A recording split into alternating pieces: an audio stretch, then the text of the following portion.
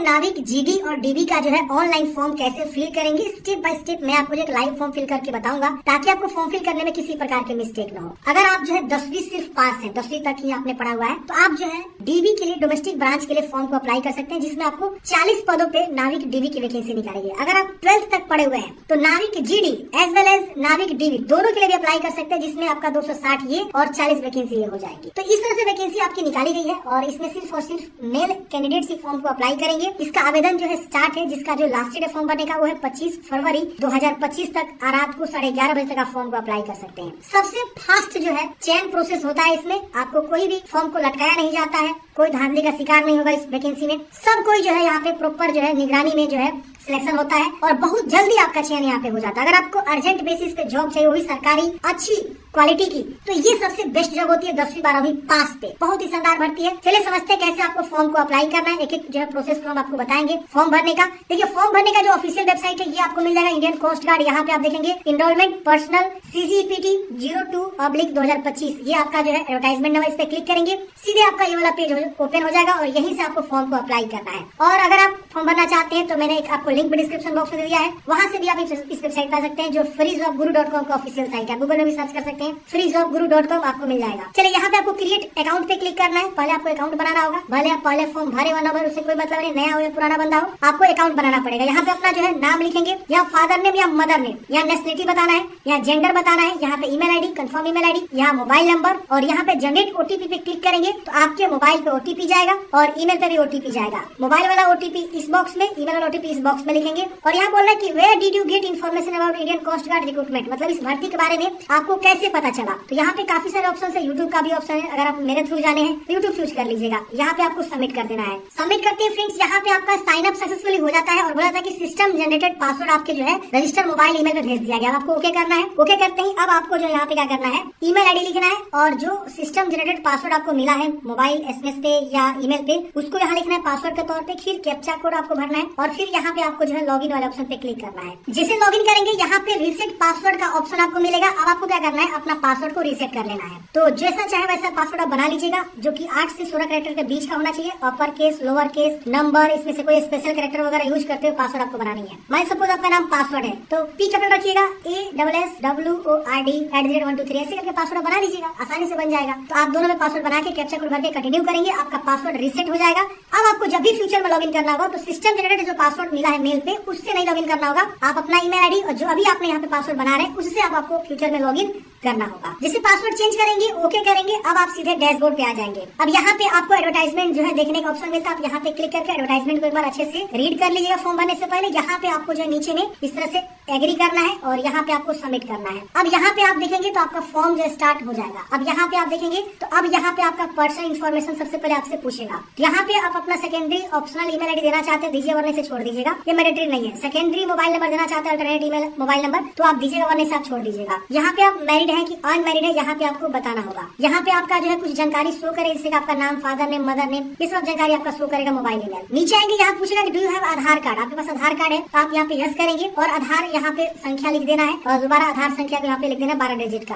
फिर इसको डिक्लेयर करना है। आपके पास आधार कार्ड संख्या नहीं तो नो भी कर सकते हैं और यहाँ से इसके उपलक्ष्य में दूसरा आईडी प्रूफ देना, वैसे पेन, वोटर, पासपोर्ट जो भी देना चाहते हैं उसका पेन संख्या यहाँ पे दोनों में लिख देंगे। Name as on ID card आपको लिखना होगा, अपना नाम लिखना होगा। फिर जो है बॉडी का पहचान, जैसे तिल का निशान, कटा का निशान, जला का निशान, बॉडी 2 यहाँ पे आपको पहचान देना है, जैसे तिल का निशान, कटा का निशान, जला निशान, कुछ भी हो सकता है। नहीं है तो नो मार्क भी आप लिख सकते हैं।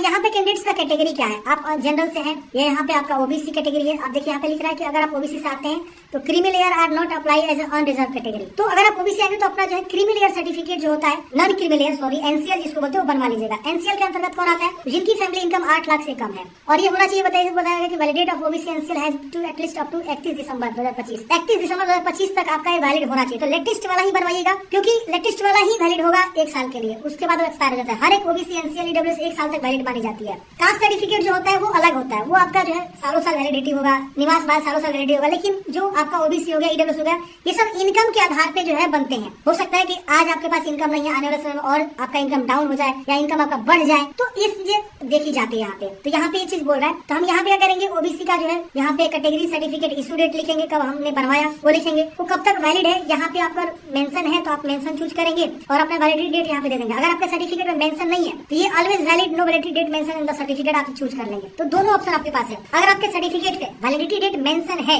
तो आप नीचे वाला चुनाव करके मेंशन डेट बता दीजिए कब तक वो वैलिड है, नहीं है तो इसको चूज कर लीजिएगा, बस और कुछ नहीं करना है। डेट ऑफ बर्थ, फिर यहाँ पे डेट ऑफ बर्थ के प्रूफ के तौर पे आप क्या देना चाहते हैं, बर्थ सर्टिफिकेट देना चाहते हैं, 10th का मार्कशीट देना चाहते हैं, सर्टिफिकेट वो आप चुनाव करेंगे। एज में छूट चाहिए तो यस में बताएंगे, फी वेवर आपका ऑटोमेटिक रहेगा, यस में आपको कुछ नहीं करना है। यहाँ पे इंप्लॉयमेंट टाइप, इसमें से अगर आप एम्प्लॉय हैं जैसे कि गवर्नमेंट सेक्टर के employ, unemployed, private sector employ, ICC person तो चूज करेंगे, वरना अनएम्प्लॉयड चूज कर लेंगे। यहाँ पे आईडी प्रूफ आपको यहाँ पे देना, जैसे हमने पैन कार्ड चूज किया तो पैन कार्ड, आधार कार्ड चूज करेंगे तो आधार कार्ड, जैसे हमने यहाँ पे आधार कार्ड जो है यहाँ पे अगर हम चूज करते हैं कि हमारे पास आधार कार्ड है, यस करेंगे और आधार संख्या लिखिए और यहाँ पे देखिए नीचे आपको आधार कार्ड आएगा अपलोड करने के लिए। यहाँ पे आपको डेट ऑफ बर्थ के प्रूफ के तौर पे आपको जो है यहाँ पे 10th का मार्कशीट या बर्थ सर्टिफिकेट कोई भी आप यहाँ पे अपलोड कर सकते हैं। तो यहाँ पे जो आप यहाँ चुनाव करेंगे proof of date of birth में वही जानकारी यहाँ पे आपको अपलोड करना है, उसका फोटो कॉपी, और 50 से 150 के बीच होना चाहिए, जेपीजी फॉर्मेट में आपको मांगा गया है, ठीक है ना। तो यहाँ पे आपको सही से जो है अपलोड करना है और यहाँ पे आप इस तरह से फॉर्म भर के उसके बाद आपको यहाँ पे सेव कर देना है। जैसे सेव कर देंगे फ्रेंड्स आपका डाटा सेव हो जाएगा। अब यहाँ पे आपसे पूछेगा किसके लिए फॉर्म भरना चाहते हैं, नाविक यानी डोमेस्टिक ब्रांच के लिए या जो है नाविक जीडी जनरल ड्यूटी के लिए। तो जो भी आप फॉर्म भरना चाहते हैं उसका आप यहाँ पे चुनाव करें, वाले हम ये भरना चाहते हैं और ये या तो ये भरना चाहते हैं, कोई एक आप भरना चाहते हैं तो आप यहाँ पे क्या करेंगे, इसका चुनाव करके सेव करेंगे। अब इसे सेव करेंगे ओके हो जाएगा। अब इसके लिए आप अप्लाई करना स्टार्ट कर देंगे। तो हम यहाँ पे जो है चुनाव कर लिया, तो जिस हिसाब से आप चुनाव करेंगे पोस्ट उसी हिसाब से क्वालिफिकेशन सारा चीज आपका पूछेगा। अगर आप डीबी के लिए चूज करेंगे तो सिर्फ आपका 10th की जानकारी पूछेगा, अगर आप जीडी के लिए भरेंगे तो 10th 12th दोनों पूछेगा क्योंकि वो वैकेंसी 12th पास पे है। तो हम यहाँ पे सबसे पहले 10th की जानकारी भरेंगे, फिर यहाँ पे इस सेक्शन में 12th की जानकारी भरेंगे। तो हम 10th पे क्लिक करते हैं, पूछेगा आपने 10th पास कर लिया, यस कर देना है। यहाँ पे आपको बोर्ड बताना है किस बोर्ड से आपने 10th पास आउट किया, सारा बोर्ड का नाम शो करेगा, आप यहाँ पे खोज लेंगे सही से, देखिए सारा बोर्ड यहाँ पे आपका आ रहा है। इसकी वजह से आपको यहाँ पे 10th का सर्टिफिकेट नंबर, जो भी आपका सर्टिफिकेट नंबर यहाँ पे लिख दीजिएगा। यहाँ पे परसेंटेज है, सीजीपी है, ग्रेड है, जो है आप उसका चुनाव करेंगे, उसके अकॉर्डिंग यहाँ पे आपको जो है बोलेगा हाउ मेनी सब्जेक्ट, कितना सब्जेक्ट आपका 10th में ये आपको बता देना है। यहाँ पे पासिंग ईयर क्या है आपका 10th का वो आपको यहाँ पे बता देना है, और एडिशनल कोई मार्कशीट है तो यस करेंगे वरना नो कर दीजिएगा। और उसके बाद यहाँ पे ऐड सब्जेक्ट पे क्लिक करना है और सभी सब्जेक्ट का नाम को ऐड करना है। पहले आप हिंदी ऐड करिएगा, मान लीजिए सपोज आपने हिंदी पढ़ा हुआ है, ऑब्टेन्ड मार्क मान लीजिए आपका जो है 60 है 100 का, फिर हम यहाँ पे ऐड करेंगे, फिर हम यहाँ पे मैथ ऐड करेंगे। जो जो विषय आप पढ़े हुए हैं मैट्रिक स्तर पर सारा विषय आप यहाँ पे ऐड कर लीजिएगा, ठीक है ना। तो जो एक्स्ट्रा सब्जेक्ट होता है उसको छोड़ के 5 ही विषय होता है आपका, क्योंकि हमने ऊपर में 5 विषय यहाँ पे चूज किया हुआ है, how many subject were there in the class 10th, तो हमने यहाँ पे 5 यहाँ पे ऐड कर लेंगे। फिर यहाँ पे हम जो है संस्कृत, सोशल साइंस, जो भी हमने विषय पढ़ा हुआ है हम यहाँ पे ऐड करके और सेव कर देंगे। ये डाटा सेव हो जाएगा। उसके बाद हम 12th वाले पे आ जाएंगे, 12th क्वालिफिकेशन पे। अब यहाँ पूछेगा आपने 12th पास कर लिया, यस कर देंगे। यहाँ पे आपको बोर्ड चूज करना है, सारा बोर्ड आपको मिल जाता है यहाँ पे। फिर सर्टिफिकेट नंबर, देखिए कई सारे जगहों पे सर्टिफिकेट नंबर मेंशन नहीं होता है मार्कशीट के ऊपर, तो आपको कॉर्नर पे मार्कशीट पे ना राइट हैंड साइड में कॉर्नर पे या नीचे में जो है कॉर्नर पे आपको देखने को मिलता है सीरियल नंबर या कोई ना कोई नंबर मिलता है, वो नंबर एग्जैक्ट लिख दीजिएगा, क्योंकि जब आपका डीवी होता है ना तो वही नंबर सेम से मैच कराया जाता है। अगर सही होता है तो वही आपका डीवी कंप्लीट हो पाता है। वही परसेंटेज है कि सीजीपी है, पासिंग ईयर क्या है और एडिशनल कोई मार्कशीट है तो यस करेंगे वरना नो करेंगे। और सब्जेक्ट कितना था आपका उसको आप यहाँ पे मेंशन कर देंगे।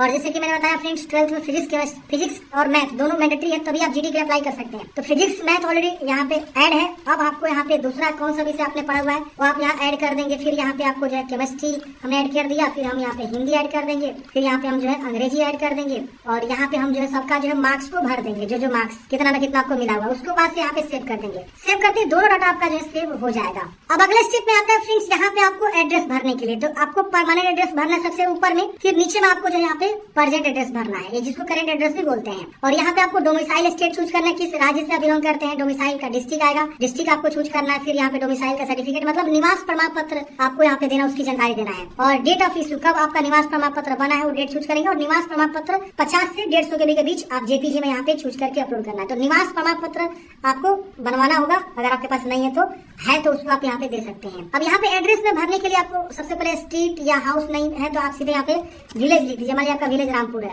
ऐसे आप रामपुर क्या करेंगे लिख देंगे। लैंडमार्क जो भी आप यहाँ लिखेंगे, नहीं है तो आप यहाँ पोस्ट लिख दीजिए। यहाँ पे कोई एरिया कोड है तो बताएंगे वरना छोड़ेंगे। स्टेट चूज करेंगे, फिर यहाँ पे डिस्ट्रिक्ट आएगा, डिस्ट्रिक्ट चूज करेंगे, फिर यहाँ पे सब डिस्ट्रिक्ट आएगा, सब डिस्ट्रिक्ट चूज करेंगे, फिर यहाँ पे पिन कोड, पोस्ट ऑफिस, ये सब आपको लिखना है। और उसके बाद से नीचे वाला एड्रेस से हम इसको टिक करेंगे, सेम कॉपी हो जाएगा। अगर अलग अलग है तो अलग अलग भी आप लिख सकते हैं। तो इसको आप आसानी से भर लीजिएगा, उसके बाद से सेव कर दीजिएगा। अब अगले स्टेप में आपसे एडिशनल जानकारी पूछ रहा है कि क्या आपको कभी डिस्चार्ज डिस्चार्ज किया गया नेवी या एयरफोर्स से, आर्मी से, तो आप यहाँ पे बता सकते हैं किसी भी और गवर्नमेंट ऑर्गेनाइजेशन से। तो आप यहाँ पे क्या करेंगे, नो वाले ऑप्शन पे क्लिक करेंगे, नो की तरफ रेड हो जाएगा। अगर आप यस करेंगे तो उसके अकॉर्डिंग बताना होगा कहाँ से आपको जो है डिस्चार्ज किया गया, निष्कासित होता है डिस्चार्ज मतलब। अब यहाँ पे एनी वारंट आपके अगेंस्ट जो है हुआ है, जो पेंडिंग हो, इशू होने के बाद से विटनेस एज, तो आप यहाँ पे यस में बताएंगे। सब आपके नेगेटिविटी के बारे में, क्रिमिनल कोर्ट ऑफ इंडिया के अगेंस्ट जो पेंडिंग है कोई कोर्ट वगैरह में केस वगैरह, हैव एनी वारंट या समन्स एनी डिफेंस, तो आपको यहाँ पे अपने नेगेटिविटी के बारे में पढ़ना है और सबको यहाँ पे नो कर देना अपने अकॉर्डिंग। यस है तो यस भी कर सकते हैं। Do you have any time proceeding date of applicant has been committed court of India, ये देखिए नेगेटिविटी के बारे में ही पूछ रहा है, कोर्ट ऑफ इंडिया के बारे में,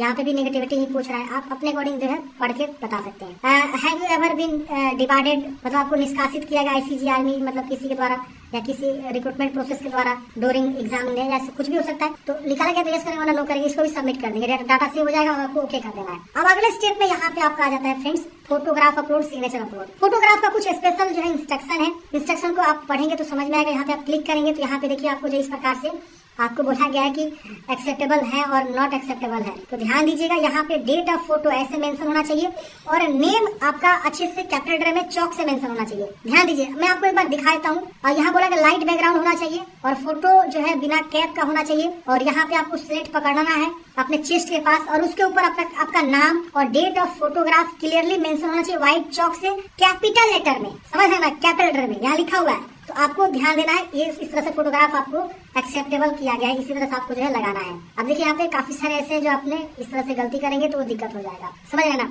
तो आपको जो सेम इसी फॉर्मेट में क्या करना है, आपको अपना फोटोग्राफ को खिंचवाना है, ठीक है ना। तो हम उसको फोटोग्राफ को चूज करेंगे, फिर यहाँ पे सिग्नेचर को चूज करना है और जब भी आप फोटोग्राफ स्कैन करेंगे तो उसका फाइल नेम जो है पासपोर्ट अंडर स्क्वायर फोटोग्राफ होना चाहिए। सिग्नेचर जो है सिग्नेचर के नाम से जो है उसका फोटोग्राफ होना चाहिए, मतलब फाइल नेम होना चाहिए, तो ही वो आपका सेव लेगा। अब यहाँ पे आपको सेव कर दीजिएगा। सेव होने के बाद से अब नीचे में आपको जो है कैमरा स्टार्ट करना है और लाइव इमेज को भी आपको कैप्चर करना है। अब क्या करेंगे, यहीं से लॉग आउट कर लीजिए, यहाँ लॉग आउट कर लीजिए, यहाँ कॉर्नर पे, और मोबाइल में सेम यूजर आईडी पासवर्ड से लॉगिन कर लीजिए और लॉगिन करने के बाद से पहले दोनों को अपलोड कर लीजिए और यहाँ स्टार्ट कैमरा में क्लिक करके और मोबाइल से भी आप खींच सकते हैं, कहीं भी ले जाके अच्छे बैकग्राउंड में या नेचुरल लाइट में आप खींच लीजिएगा। तो ये बहुत ही इंपॉर्टेंट है, आप सही से खींचिएगा और इसको भी सेव कर देना है। तभी अब यहाँ पे आपको सिटी प्रेफरेंस देना है एग्जाम सेंटर के लिए। जैसे हमने बिहार चूज किया तो बिहार में देखिए इस तरह से 5 सेंटर देखने को मिलेंगे। अगर आप चाहें तो पांचों के पांचों बिहार में दे सकते हैं। अगर आपके मतलब एरिया में 5 सेंटर नहीं है तो आपको दूसरा राज्य यहाँ पे चुनाव करना होगा, तो अपने अकॉर्डिंग भी आप यहाँ पे चुनाव कर सकते हैं। जैसे मान लीजिए महाराष्ट्र में यहाँ पे बहुत सारा है, इसके अलावा केरला में देखेंगे तो आपको बहुत सारा यहाँ पे एग्जाम सेंटर 3 ही दिया हुआ है। तो 5 आपको चूज करना है, तो दूसरा सिटी आपको चूज करना होगा, दूसरा स्टेट चूज करके। चलिए इसे करते हैं सेव। अब यहाँ पे आपका जो है ये भी सेव हो जाएगा। अब आपको दूसरे स्टेज एग्जामिनेशन का प्रेफरेंस देना होगा 5। अब इसमें देखेंगे तो ये सिटी का नाम डायरेक्ट आया हुआ है, स्टेट नहीं हुआ है। तो इसमें से सिटी आप कहाँ रखना चाहते हैं, अपना पहला दूसरा तीसरा ऐसे करके आप जो यहाँ पे चुनाव कर सकते हैं। इस चीज को 2 बार नहीं चूज कर सकते हैं, 5 अलग अलग होना चाहिए। अब यहाँ पे हम जो है ये चूज करके सेव कर देंगे, ये भी डाटा सेव हो जाएगा, ओके कर देंगे। अब हमारा आता है फ्रेंड्स इस तरह से सारी जानकारी कि आप एक बार अच्छे से वेरीफाई करिए कि हाँ सारा जानकारी सही है। जैसे आप देखेंगे तो यहाँ पे पर्सनल इन्फॉर्मेशन, पोस्ट सिलेक्शन, सारा चीज यहाँ आ जाएगा। अगर आपको एडिट करना है तो आप यहाँ क्लिक करके एडिट कर सकते हैं। जैसे कि मान लीजिए आपको एडिट करना है एडिशनल डिटेल्स में, इस पे क्लिक करेंगे, सिर्फ वही वाला जानकारी खुलेगा। अगर आपको गलत लग रहा है तो उसको सुधार कर लीजिएगा और फिर यहाँ पे सबमिट कर लीजिएगा। नहीं गलती है तो सीधे आप फिर से आ जाएंगे कहाँ पे, यहाँ पे प्रीव्यू वाले ऑप्शन पे, ठीक है ना। अब देखिए प्रीव्यू वाला ऑप्शन फिर से हमारा आ गया। तो ऐसे हम सारी जानकारी को वेरीफाई कर लेंगे। गलती है वहाँ एडिट का बटन एडिट कर लीजिएगा। फिर यहाँ पे सिटी लिखना है, जहाँ से आप फॉर्म भर रहे हैं उसका सिटी का नाम लिख दीजिएगा। यहाँ पे आपको जो है डिक्लेयर करना है, सारा चीज जो आपको डिक्लेयर करना है। ऐसे करके सबको जो टिक कर लीजिएगा और उसके बाद से यहाँ पे आपको प्रीव्यू प्रिंट का ऑप्शन मिलेगा, इस पे क्लिक करके आपको प्रीव्यू करना होगा। प्रीव्यू करने के बाद से ये देखिए प्रीव्यू पेज आएगा, आप इसे अच्छे से रीड कर लीजिएगा। फिर यहाँ पे आपको सेव कर लेना है, प्रिंट कर लेना है जिसको बोलते हैं। और उसके बाद से यहाँ पे आपको नीचे में बहुत सारा ऑप्शन मिलता है। जैसे पूछ रहा है have you seen the print preview, आपको यहाँ पे यस करना है कि हाँ हमने प्रिंट प्रीव्यू को सीन किया हुआ है। अब ये पूछ रहा है कि do you want to edit the application, आप एप्लीकेशन एडिट करना चाहते हैं, अपलोडेड डॉक्यूमेंट्स को चेक करना चाहते हैं, आप यहाँ पे नो कर दीजिएगा कि हाँ हम एडिट नहीं करना चाहते हैं। Did you utilise the edit option, आपको यस करना है कि हाँ हमने एडिट ऑप्शन को यूटिलाइज किया हुआ है, मतलब उसको चूज किया हुआ है। Did you want to submit the application, finally आपको यहाँ पे यस कर देना है। अब यहाँ पे आपको सेव कर देना। अब देखिए यहाँ पे इसी सेक्वेंस में आप भी यस नो कर सकते हैं, कोई दिक्कत नहीं होने वाला है। सेव करेंगे, ये देखिए सेव करते हैं फ्रेंड्स। यहाँ पे आपका इस प्रकार से जानकारी शो करेगा, इन दोनों को टिक करना है, फिर आपको नीचे आना है और इन सबको भी टिक करना है, चारों बॉक्स को, और यहाँ पे कंफर्म कर देंगे। आपका फॉर्म जो है कंफर्म हो जाएगा। एडिट करना चाहते हैं एडिट भी आपको कर लेना होगा, अगर नहीं एडिट करना चाहते कंफर्म करेंगे, कंफर्म करके आपका फॉर्म फाइनल सबमिट हो जाएगा। ये देखिए हमारा सबमिट होना शुरू हो गया और यहाँ पे आपको ओके करना है। ओके करते हैं आपका एप्लीकेशन फी जो है अगला स्टेप वो आपको जो है अब आएगा। तो अब यहाँ पे देखिए इस प्रकार से अगर नीचे में फाइनल सबमिट का बटन मिल रहा है, हम इसको फिर से क्लिक करेंगे। अब जैसे तक क्लिक नहीं करेंगे सबमिट नहीं हुआ था। अब यहाँ पे देखिए कि हमारा फी जो है माफ है, जिसकी वजह से बोल रहा है कि आपका फी माफ होने होने की वजह से जो है आपका फाइनल सबमिट हो चुका है। अब आपको यहाँ पे डाउनलोड एप्लीकेशन फॉर्म का ऑप्शन मिलता है, व्यू एप्लीकेशन फॉर्म में क्लिक करके आप इसे डाउनलोड कर सकते हैं। अगर मान लीजिए सपोज आप जो है जनरल ओबीसी ईडब्ल्यू से आएंगे तो आपको फी जमा करना होता है, उसके बाद आपका फाइनल प्रिंट आउट निकल पाता है। तो इस तरह से फ्रेंड्स हमने बात की किस प्रकार से आपको जो इंडियन कोस्ट गार्ड, नाविक, जीडी और डीवी के लिए फॉर्म को अप्लाई करना है। आपके मन में कोई भी डाउट्स है, कमेंट बॉक्स में पूछ लीजिएगा फ्रेंड्स। मिलते हैं किसी नेक्स्ट वीडियो में। जय हिंद, आपका दिन शुभ।